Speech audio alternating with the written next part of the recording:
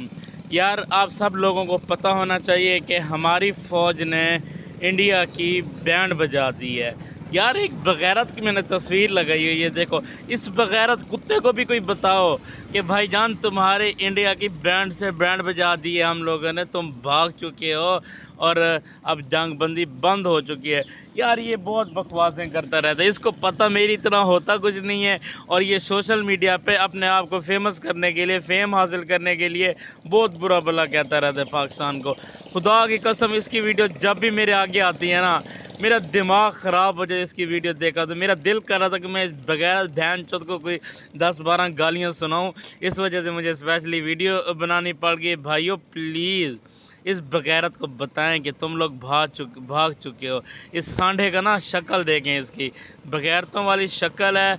ओए होए इतना बड़ा बगैरत है ना, इसकी बातें भी इससे भी ज़्यादा बगैरत वाली बातें होती हैं, खुदा की कसम सुनने वाली होती हैं।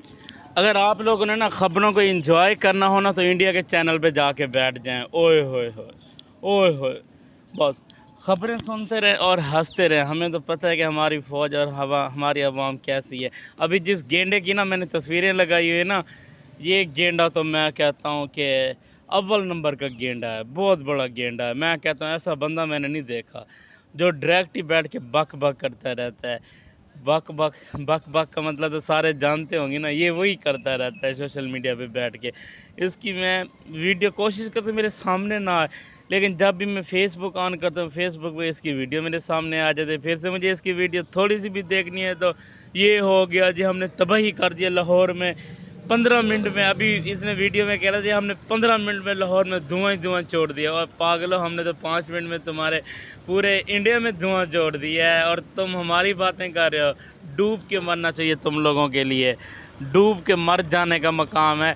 हम लोगों ने तुम्हारे साथ जो किया तुम उल्टा ये वीडियो बना रहे हो तुम्हारी फ़ौज ने हमारे साथ किया। नहीं, हमारी पाक फ़ौज जिंदाबाद, हमारी पाक फ़ौज ने की है, तुम्हारी ऐसी की तैसी की है।